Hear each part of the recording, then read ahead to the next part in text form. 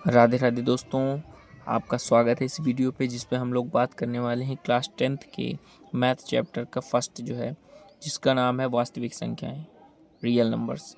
आज हम real numbers के बारे में समझेंगे और कुछ टॉपिक मैंने यहाँ पे महत्वपूर्ण लिखे हैं, इनके बारे में हम आज जानेंगे। इसके बाद अगले टॉपिक को अगले वीडियो पे कवर करेंगे। देखिए दोस्तों, यहाँ पे हमने सबसे पहले यहाँ पे लिखा है यूक्लिड विभाजन प्रमेयिका और दूसरा नंबर यूक्लिड विभाजन एल्गोरिथम।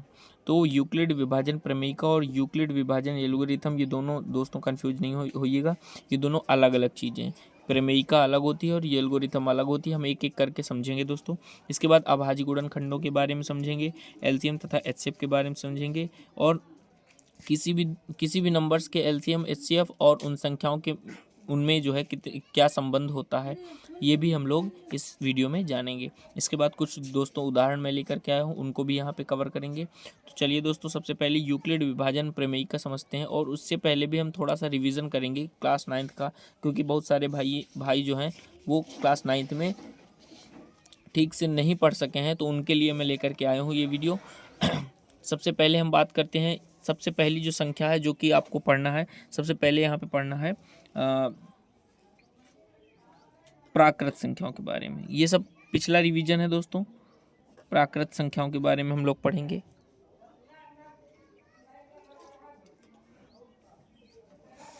तो प्राकृत संख्या क्या होती हैं? प्राकृत संख्या उन्हें कहते हैं दोस्तों, जैसे आप लोगों ने पढ़ा होगा बचपन से, जो भी हम लोग काउंटिंग करते हैं, काउंटिंग जैसे आपके घर में कितने सदस्य हैं उनको हम लोग कैसे काउंट करेंगे? तो 0 से तो काउंट करेंगे नहीं, सबसे पहले हम करेंगे 1 2 3 4, ऐसे ही काउंट करते हैं। कोई भी वस्तु है, अगर किसी वस्तु को हम लोगों को काउंट करना है तो हम लोगों को गिनना है, तो हम लोग सबसे पहले 1 से स्टार्ट करते हैं। तो ऐसी संख्याएँ जो 1 से प्रारंभ होती हैं, जो हमें प्राकृतिक द्वारा, देखिए ये नाम से भी स्पष्ट हो रहा है दोस्तों कि जो ऐसी संख्याएं जो हमें प्रकृति के द्वारा मिली हैं उन्हें हम प्राकृत संख्याएं कहते हैं। इनको हम एन से दिखाते हैं। किससे दिखाते हैं? कैपिटल एन से दिखाते हैं दोस्तों। ये कहाँ से स्टार्ट होती हैं? ये 1 2 3 4 5 ऐसे करके दोस्तों ये चलती जाती हैं। तो आई होप ये संख्याएं आपको समझ में आए।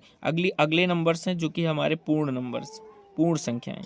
पूर्ण संख्याओं को हम लोग डब्लू से प्रदर्शित करते हैं दोस्तों, कैपिटल डब्लू से प्रदर्शित करते हैं, और इसको इंग्लिश में कहते हैं होल नंबर्स। क्या होती हैं?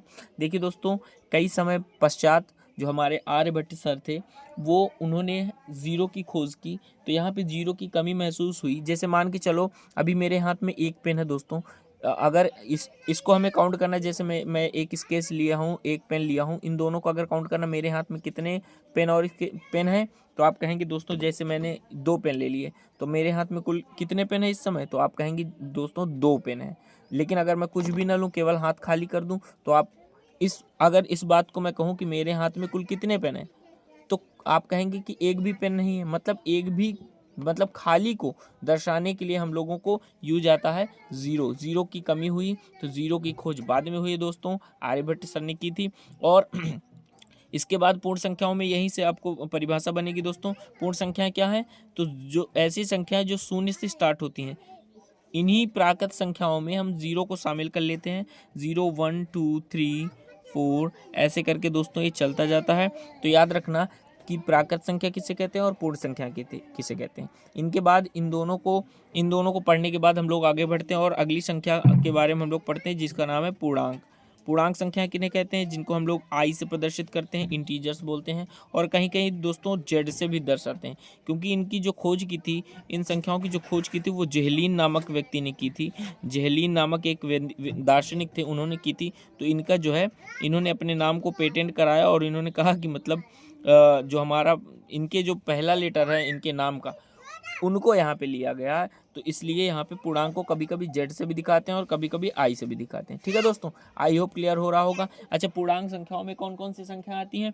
पूर्णांक संख्याओं में दोस्तों हम लोग निगेटिव नंबर्स को ले लेते हैं। जैसे इन्हीं पूर्ण संख्याओं में सबसे पहले हमारे पास ये थी प्राकृत संख्या, उनमें हमने शून्य को शामिल किया, शून्य को शामिल करने के बाद हमारे पास पूर्ण संख्या बन गई। अगर हम इन्हीं पूर्ण संख्याओं में हम नंबर हम ऐड करते चलेंगे ना, इन्हीं पूर्ण संख्याओं में दोस्तों अगर हम लोग माइनस के नंबर्स की भी शामिल कर लेते हैं, -1 -2 -3 -4, इस तरह करके जितने भी माइनस के नंबर्स होते हैं और प्लस के नंबर्स होते हैं, यहाँ से पॉजिटिव होते हैं, ये शून्य होता है, और शून्य के जो बाईं ओर है हमारे पास वो निगेटिव नंबर्स पाए जाते हैं, जिन्हें हम लोग ऋणात्मक पूर्णांक कहते हैं। इनको क्या कहते हैं दोस्तों?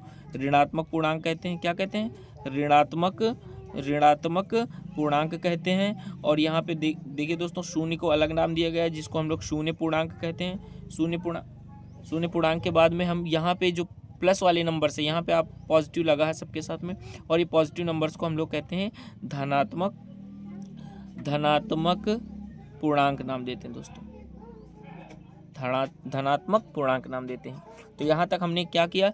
प्राकृत संख्याएं, पूर्ण संख्याएं और पूर्णांक, इन तीनों को हमने कवर किया है। ठीक है, पूर्णांक में यहाँ पे इस जो पूर्णांक है, पूर्ण संख्या है और प्राकृत संख्या, इनमें कभी भी देखना दोस्तों, हम लोगों को क्या नहीं लेना, क्या नहीं यहाँ पे पढ़ेंगे, क्या नहीं मतलब कौन सी संख्याएं यहाँ पे नहीं होती हैं, क्या नहीं होती हैं, कौन सी संख्या यहाँ पे शामिल नहीं की गई हैं। तो याद रखना दोस्तों, दशमलव संख्याएं यहाँ पे नहीं होती हैं। दशमलव संख्याएं ना तो प्राकृत संख्या होती है, ना तो पूर्ण संख्या होती है, और ना ही पूर्णांक संख्या होती है। इसके बाद दोस्तों और कौन सी शामिल है? इसके बाद में हमारे पास रूट वाली संख्या, जो भी हमारे रूट में संख्याएं होती हैं दोस्तों, उनको हम यहाँ पे शामिल नहीं करेंगे। ठीक है, इसके बाद हमारे पास जो भिन्नात्मक रूप में जो भिन्न होती हैं, भिन्न जिन्हें कहते हैं, जैसे 1/2 है, 3/4 है, 5/6 है, तो इस तरह के जो नंबर्स होते हैं उनको भी हम इन तीनों में कभी भी शामिल नहीं करते हैं। ठीक है, तो दशमलव वाले नंबर्स क्या होते हैं? जैसे 1.2 है, 3.23 है, इस तरह जो भी पॉइंट्स में नंबर होते हैं वो ना तो प्राकृत संख्या कहलाती हैं, ना तो पूर्ण संख्या कहलाते हैं, और ना ही पूर्णांक संख्याएं कहलाती हैं। इसके बाद अगर हमारे पास रूट वाली संख्या है, रूट के अंदर अगर कोई भी संख्या है तो उसे हम ना तो प्राकृत संख्या कहेंगे, ना तो पूर्ण संख्या कहेंगे, और ना ही पूर्णांक संख्या कहेंगे। इसके बाद यहाँ पे भिन्न वाली संख्याएं दोस्तों, इनको भी हम लोग इन तीनों की श्रेणी में नहीं रखते हैं। प्राकृत संख्या मतलब देखिए 1, 2, यहाँ भी पूरे नंबर चलेंगे। पूर्ण संख्या में यहाँ पे लिखा भी है कि पूर्ण संख्या का मतलब पूरे नंबर। ठीक है दोस्तों, इसके बाद हम लोग, आपको ये पता चल गया कि प्राकृत संख्याएं क्या होती हैं। तो 1 से शुरू होने वाली जो संख्या होती है उन्हें प्राकृत संख्या कहते हैं।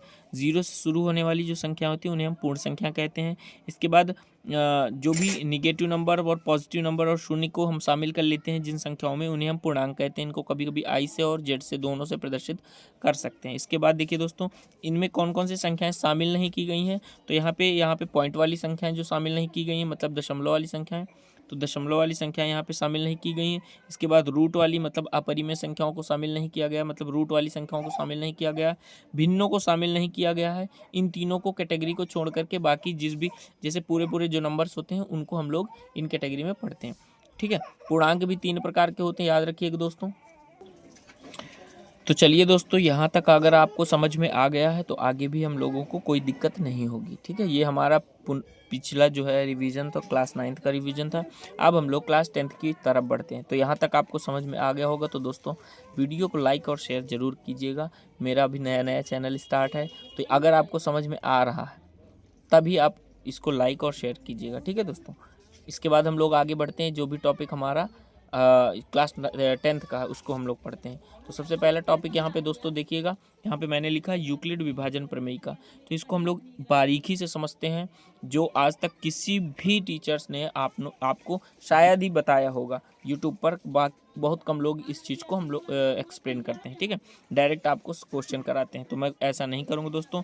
इनमें माइनर सा काफ़ी बड़ा डिफरेंट होता है। प्रमेयिका और एल्गोरिथम क्या होता है, इसको हम लोग एक एक करके आराम से समझेंगे दोस्तों। ठीक है, इसके बाद चलिए दोस्तों देखते हैं। सबसे पहले हम बात करते हैं प्रमेयिका क्या होती है, यूक्लिड विभाजन प्रमेयिका। तो यूक्लिड विभाजन प्रमेयिका को समझने के लिए देखिए दोस्तों, प्रमेयिका क्या होता है। यूक्लिड विभाजन प्रमेयिका की तरफ बढ़ते हैं। तो हम यहाँ पे लिखते हैं दोस्तों, यूक्लिड विभाजन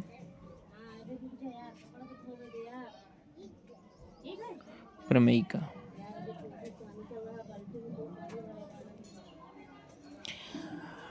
इसमें दोस्तों और कुछ नहीं है, ये एक कथन है। ये क्या है? एक स्टेटमेंट है, एक कथन है, जिसको हम लोग प्रयोग लेते हैं क्वेश्चन को सॉल्व करने के लिए। ठीक है, जिस प्रकार एक पाइथागोरस नाम आपने सुना होगा, जो पाइथागोरस एक प्रमेय थी और एक पाइथागोरस थ्योरम थी।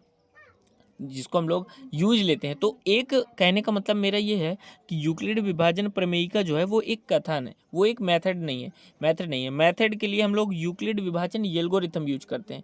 एल्गोरिथम में मेथड यूज होता है और प्रमेयिका में सिंपल सा एक कथन दिया गया है। वो कथन क्या है? वो कथन है सबसे पहले दो पूर्णांकों के लिए, दो पूर्णांकों के लिए। किसके लिए दिया गया है?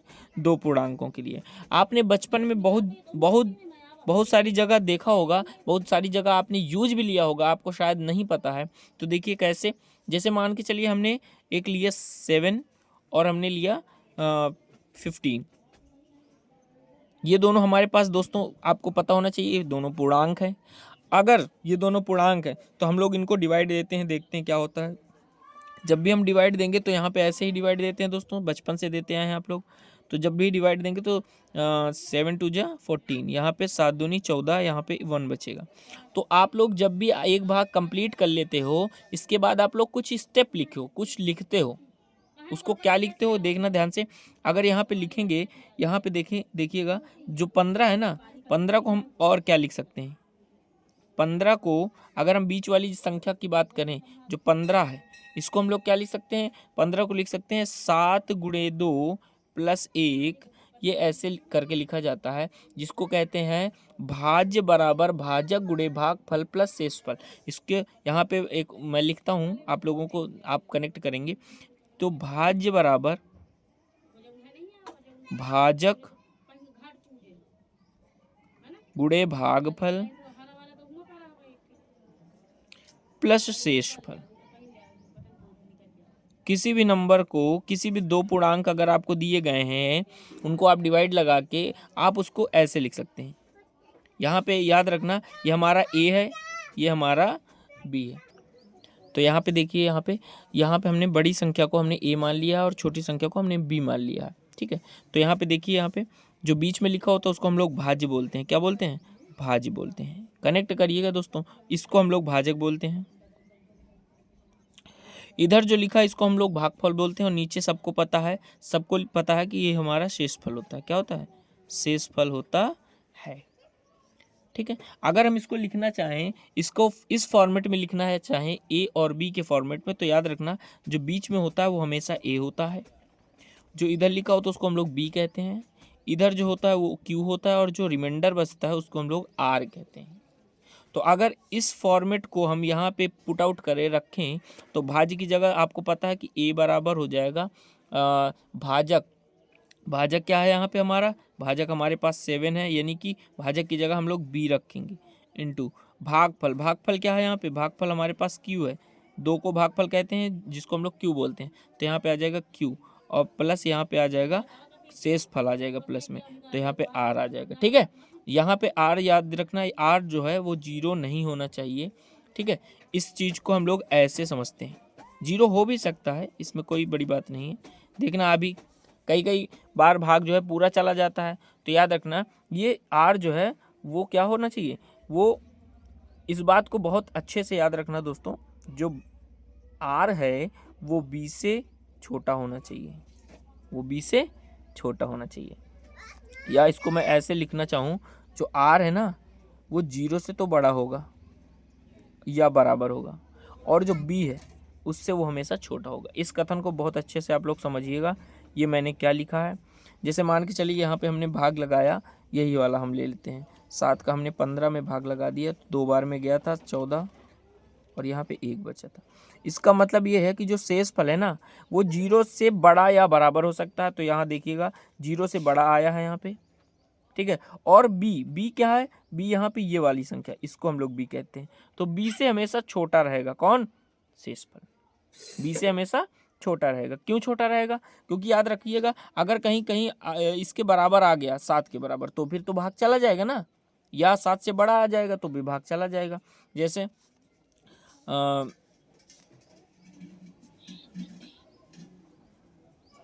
देखिएगा यहाँ पे 7, 3 सत्ते 21, यहाँ पे कितना बच गया? 1 बच गया, ठीक। कभी भी आप किसी का भी भाग लगाओगे, किसी भी संख्या का भाग लगाओगे, दो संख्याओं का आपस में भाग लगाओगे, तो शेषफल जो है वो हमेशा इससे छोटा आएगा, और 0 के बराबर या 0 से बड़ा आ सकता है। हमेशा इससे छोटा रहेगा। ये जी जिससे भाग दे रहे हैं ना, उससे हमेशा छोटा रहेगा। अगर इसके बराबर हो गया तो भाग चला जाएगा आगे। अगर ये चीज़ रिमाइंडर यानी शेषफल भाजक से बड़ा आ गया तो भी भाग चला जाएगा। इसलिए हमेशा सदैव इस कथन को याद रखना, इसमें पूछा जाता है। तो यहाँ तक ये जो हमने अभी तक क्या समझा है, कंफ्यूज नहीं होना, एक एक चीज़ को आराम से समझना है। हमने ये समझा कि जो यूक्लिड विभाजन प्रमेय का वो एक कथन है जिसको हम लोग क्वेश्चन को, कोई भी क्वेश्चन है एलसीएम और एचसीएफ से रिलेटेड क्वेश्चन इसमें ज़्यादा होते हैं, तो उन क्वेश्चंस को सॉल्व करने के लिए इस कथन का यूज हम लोग करते हैं। तो यहाँ पे ये कथन है क्या, तो याद रखना, अगर कोई दो पूर्णांक हैं ए और बी पूर्णांक है, तो उसमें जो है उसको हम लोग भाग लगाएंगे तो भाग देने पर कुछ एक ये इस तरह का रूप बनता है और इस रूप को हम इसमें कन्वर्ट करते हैं। इसको हम लोग ऐसे बना सकते हैं। तो ये जो हमने दो पूर्णांक से ये चीज बना दी ना, यही हमारा कथन है कि कोई भी दो पूर्णांक हैं तो यहाँ पे ये हमारा ए हो जाएगा और ये हमारा बी हो जाएगा। तो ए बी को पूर्णांक को हम लोग ऐसे लिख सकते हैं, किसी भी पूर्णांक को। मेरे ख्याल से यहाँ पे समझ में आ गया होगा दोस्तों, ठीक है। यहाँ पे एक बात और याद रखना है, ये जो आर है ना, ये मैंने बता दिया, आर जो है वो जीरो से बड़ा और जीरो के बराबर भी हो सकता है। लेकिन जो क्यू होगा ना, क्यू क्या है यहाँ पे, ये कभी भी जीरो नहीं हो सकता, ये कभी भी जीरो नहीं हो सकता है। इस बात को हमेशा याद रखिएगा। इसके बाद हम लोग बात करते हैं यूक्लिड विभाजन प्रमेय का। आपको समझ में आ गया, यूक्लिड विभाजन एल्गोरिथम हम लोग क्यों पढ़ते हैं, वो क्या है, इसी का यूज करके हम लोग यूक्लिड विभाजन जो एल्गोरिथम है उसको हम लोग समझते हैं। देखिए, प्रमेयिका आपको अच्छे से समझ में आ गई। अगर कोई भी दो पूर्णांक हैं उनको हम लोग इस तरह से लिख सकते हैं, यही हमारी प्रमेयिका होती है। भाग लगा के, भाई दो पूर्णांक उनको हमने भाग लगाया, भाग लगा के ये भाज्य बराबर भाज्य गुणे भागफल प्लस शेषफल के रूप में हमने दिखा दिया दोनों पूर्णांक को भाग दे करके। तो हमने इसको, इस कथन को हमने सिद्ध किया। मतलब ये कथन है इस तरह का कि कोई भी दो पूर्णांक अगर भाग लगाएंगे तो इस रूप में उसको लिखा जा सकता है, ठीक है। जहाँ पे आर जो है, आर यानी शेषफल जो है वो हमेशा भाजक से छोटा होगा, मतलब बराबर भी नहीं हो सकता, बड़ा भी नहीं हो सकता। मेरे ख्याल से ये चीज़ें समझ में आ गई होंगी। इसके बाद हम लोग आगे बढ़ते हैं और हम लोग अगला टॉपिक कवर करते हैं, जो कि हमारा अगला टॉपिक है दोस्तों। यहाँ पे देखिएगा, यहाँ पे हमारा अगला टॉपिक है यूक्लिड विभाजन एल्गोरिथम।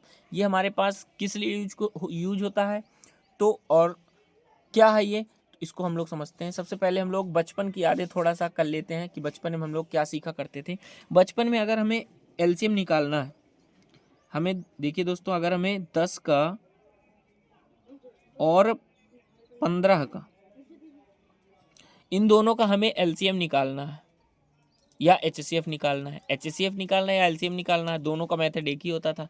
कैसे निकालते थे आप लोग, ऐसे करते थे, यूं 2 पंजे 10, फिर 5 से काटते थे ये ऐसे करके, फिर इसके बाद 15 का गुणनखंड करो, 15 को ऐसे काट देंगे, 3 पंजे 15 और 5 एकम 5। फिर इसके बाद 10 के गुणनखंड जो है, 10 को हम लोग क्या लिखते थे, 2 गुणे 5 लिखते थे, और 15 को लिख सकते थे 3 गुणे 5। तो यहाँ पे देखिए जो कॉमन मिल रहा है वही हमारा क्या हो जाता है, एचसीएफ हो जाता है। ये हमारी पुरानी यादें हैं, ठीक है। अब यहाँ पे कुछ चीज़ें हैं जो कि आपको फिर से समझना होगा। अगर आपको एलसीएम एचसीएफ आपको अच्छे से समझना है तो इन चीज़ों को समझना होगा। क्या है, देखिए, सबसे पहले हमारे पास अभाज्य और भाज्य क्या होती है। अभाज्य संख्याएं, जिनको हम लोग प्राइम नंबर कहते हैं, और भाज्य संख्याएं, जिनको हम लोग कंपोजिट नंबर कहते हैं।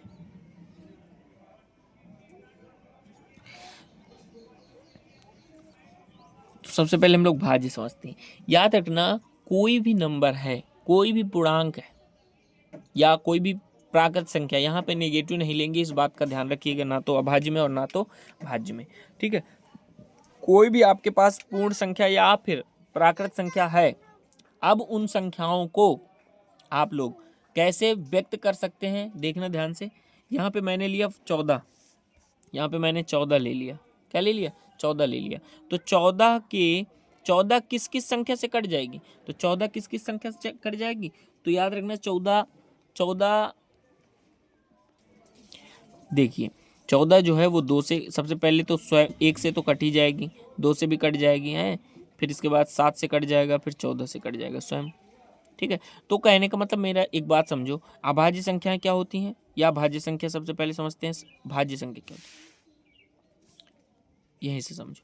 अभाज्य संख्या क्या होती है? ऐसी संख्याएं, ध्यान से समझिएगा, ऐसी संख्याएं जो केवल एक से और स्वयं से विभाजित होती हैं। जो संख्याएं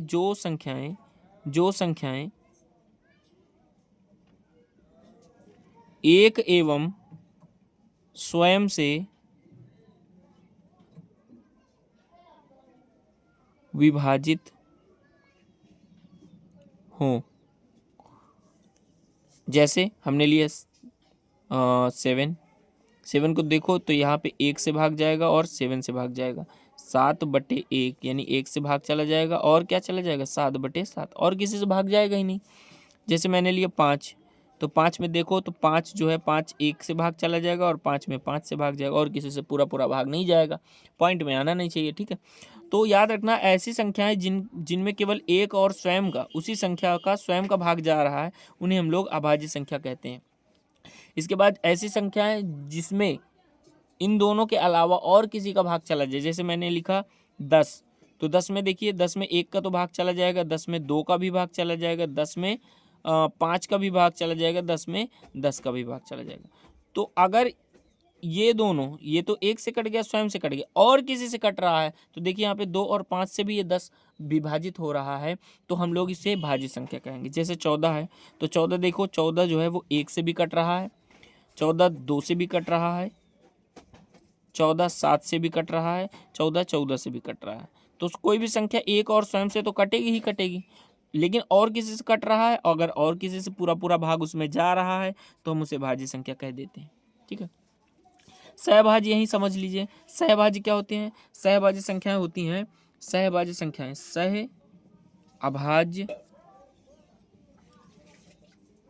अभाज्य संख्याएं।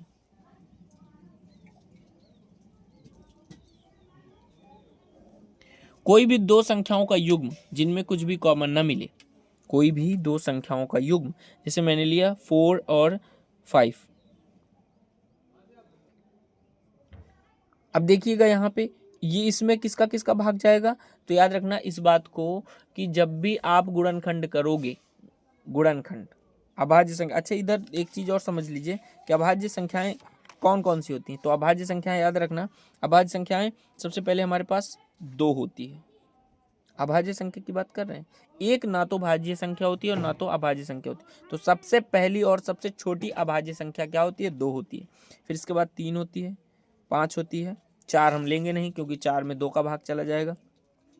इसके बाद हमारे पास 7 होता है। इसके बाद क्या होता है?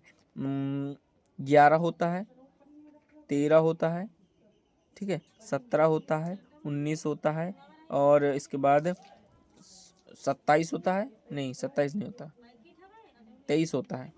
इस तरह से जो भी नंबर्स होते हैं, इनमें इन सब में आप लोग एक बात कॉमन देखेंगे, इनमें एक और स्वयं का ही भाग जा रहा है और किसी का भी भाग नहीं जा रहा है, इसलिए हम लोग इन्हें अभाज्य संख्या यानी प्राइम नंबर्स कहते हैं। तो इसके बाद देखिए दोस्तों, सहभाज्य संख्याएं समझते हैं तो देखना ध्यान से, अगर हम गुणनखंड करते हैं, अभाज्य गुणनखंड की भी संख्या के अभाज्य गुणनखंड क्या होते हैं? अभाज्य गुणनखंड देखिएगा दोस्तों, अभाज्य गुणनखंड अगर आपको समझ में आएगा तो ये चीज समझ में आ जाएगी। अभाज्य गुणनखंड क्या होते हैं? हमने ले लिया 10 और हमने ले लिया 15। तो जब भी हम अभाज्य गुणनखंड करेंगे तो हम लोग कैसे करते हैं? ऐसे बचपन से करते आए हैं अभाज्य गुणनखंड। तो हम सबसे पहले 2 से याद रखना, यहाँ पे उन्हीं संख्याओं से भाग लगाना है जो अभाज्य हैं। हमारे पास यही ऑप्शन है टोटल, इन्हीं में से किसी न किसी से भाग लगाना चाहिए। इन्हीं में से कोई नंबर हम लेंगे, कभी भी कोई भी अगर एलसीएम निकाल रहे हैं, ऐसे गुणनखंड कर रहे हैं अभाज्य गुणनखंड, तो यहाँ पे हम लोग क्या लिख सकते हैं? यहाँ पे याद रखना, हम लोग सबसे पहले यहाँ पे हमारे पास ऑप्शन है 2, तो हम लोग 2 से स्टार्ट करेंगे। 2, तो 2 पंजे 10 हो जाएगा और 5 एकम 5 हो जाएगा। तो हमने 10 के अभाज्य गुणनखंड किए हैं तो 2 गुणे 5 आया है। इसके बाद 15 के करेंगे तो 15 के अभाज्य गुणनखंड 3, भाई 2 से तो भाग जाएगा नहीं, 3 से चला जाएगा। 3 पंजे 15 और 5 एकम 5। तो 15 के जो गुणनखंड आए हैं अभाज्य, तो 15 के जो गुणनखंड आए हैं वो हमारे पास आए हैं 3 गुणे 5। ऐसे अभाज्य गुणनखंड होते हैं। अभाज्य गुणनखंड और अच्छे से समझिए, क्योंकि जब तक ये नहीं आएगा चैप्टर में आपका फ्लो नहीं बनेगा। मैं आपको बेसिक से लेकर के चल रहा हूँ, जिसको कुछ भी नहीं आता दोस्तों उसको भी मैं कवर करके चल रहा हूँ। जैसे मैंने लिया 14 और 18, इस बात को बहुत गौर कीजिएगा। तो यहाँ पे 14 को अगर मैं गुणनखंड करूँ यहाँ पे, तो हमारे पास ऑप्शन क्या है, हमारे पास यहाँ पे ऑप्शन है सबसे पहले 2 से विभाजित करेंगे। सबसे पहले किससे विभाजित करेंगे? 2 से। तो 2 सत्ते 14, फिर 7 से 1। 18 का अगर हम करेंगे तो याद रखना सबसे पहले 2 से विभाजित करें तो हो जाएगा 2 नाम 18, फिर 3 से करेंगे 3 एकम 3 और 3 से करेंगे 1। तो यहाँ पे 14 के जो गुणनखंड आ गए हैं, 14 के गुणनखंड आए हैं 2 गुणे 7, और जो 18 के गुणनखंड आ गए हैं वो है 2 गुणे 3 गुणे 2 गुणे 3 गुणे 3, ऐसे करके लिख सकते हैं, कोई बात नहीं। इनको और तरीके से लिख सकते हैं, 2 की घात 1 लिख सकते हैं और 7 की घात 1 लिख सकते हैं। यहाँ पे 3 की घात 2, चूंकि 3 2 बार आया है, और 2 की घात 1 लिख सकते हैं। ठीक है, तो अभाज्य गुणनखंड में याद रखना उन्हीं संख्याओं का भाग लगाना है जो अभाज्य संख्याएं, यहाँ पे भी देखिएगा ये सारी अभाज्य संख्याएं हैं, और ये जो गुणनखंड हैं वो सारे अभाज्य संख्याएं हैं, कोई भी भाज्य संख्या नहीं आएगी। ठीक है, जैसे 20 है, अगर मैं 20 के अभाज्य गुणनखंड करने के लिए कहूँ तो याद रखना इस तरह आप लोगों कोई हो सकता कर दे। तो यहाँ पे देखिए, यहाँ पे 2 का भाग चला जाएगा, 4 का भी भाग चला जाएगा। तो जैसे हमने 4 का भाग दिया तो 4 पंजे 20, 5 एकम 5, तो हमने 20 के जो गुणनखंड किए उसमें 4 गुणे 5 आया ना। लेकिन यहाँ पे अभाज्य गुणनखंड थोड़ी ना है, यहाँ पे देखिएगा ये भाज्य संख्या आ गई, ये तो अभाज्य है लेकिन ये भाज्य संख्या आ गई। तो हमें उन्हीं संख्याओं का भाग लगाना है जो अभाज्य संख्या है। ठीक है, 4 हमारी अभाज्य संख्या नहीं है, तो इसलिए यहाँ पे अभाज्य गुणनखंड इसका नहीं हुआ। इसको हम लोग कैसे करते हैं, फिर इसको हमारा सही तरीका ये है, 2 से हम लोग सबसे पहले काटेंगे, तो 2 दाम 20, 2 से पंजे और 5 एकम 5, ऐसे। तो 20 के जो गुणनखंड आए हैं वो हमारे पास आए हैं 2 गुणे 2 गुणे 5 आए। अब देखिए यहाँ पे सारे अभाज्य गुणनखंड, तो यहाँ से इस तरह अभाज्य गुणनखंड समझते हैं। इसके बाद देखिए सहअभाज्य क्या है, तो सहअभाज्य जब भी आपको सहअभाज्य संख्या निकालने के लिए कहे तो सबसे पहले उनका अलग अलग एलसीएम निकाल दो, मतलब गुणनखंड कर दो। तो 4 के जो गुणनखंड होते हैं वो 2 दूनी 4 ऐसे करके आएगा, और जो 5 के गुणनखंड होते हैं तो 5 तो केवल 5 से ही कटेगा। तो याद रखना जो 4 के गुणनखंड आए हैं वो 2 गुणे 2 आया है, और 5 का गुणनखंड 1 गुणे 5 आया है, 1 कर सकते हैं। तो याद रखना कुछ भी कॉमन नहीं मिल रहा है यहाँ पे, याद रखना 1 के अलावा ऊपर भी 1 हम लगा सकते हैं, नीचे भी 1 लगाया, तो 1 के बजाय मतलब 1 के अलावा कुछ भी यहाँ इन दोनों के गुणनखंडों में कॉमन नहीं दिख रहा है। अगर कुछ भी कॉमन नहीं दिख रहा है तो हम कहेंगे कि ये दोनों जो युग्म हैं वो सहअभाज्य हैं। ये जो दोनों युग्म हैं, जोड़े हैं ना, तो उसको हम युग्म बोल देते हैं। ये जो दोनों युग्म हैं ये दोनों सहअभाज्य संख्याएं हैं। आई थिंक दोस्तों क्लियर हो गया होगा। हम लोग सबसे पहले यूक्लिड विभाजन प्रमेयिका से पहले हम लोगों ने सारी जो बेसिक है वो हमने क्लियर कर लिया है। अब हमारे पास एल्गोरिथम बचा है, और उससे संबंधित यहाँ पे देखिएगा दोस्तों, एल्गोरिथम हम लोग आज नहीं कवर कर पाए हैं, वीडियो बहुत ज़्यादा लंबी हो रही है यहाँ पे। और अभाज्य गुणनखंड हो गया, एलसीएम एचसीएफ, ये जितने भी टॉपिक हैं ये हम लोग अगली वीडियो में कंप्लीट करेंगे। और कमेंट करके बताइएगा दोस्तों जितना भी मैंने पढ़ा है उसमें कितना % आपको समझ में आया। इससे जो दोस्तों मुझे प्रोत्साहित मिलेगा और मुझे भी आगे जो मोटिवेशन मिलेगा आगे वीडियो डालने के लिए। ठीक है दोस्तों।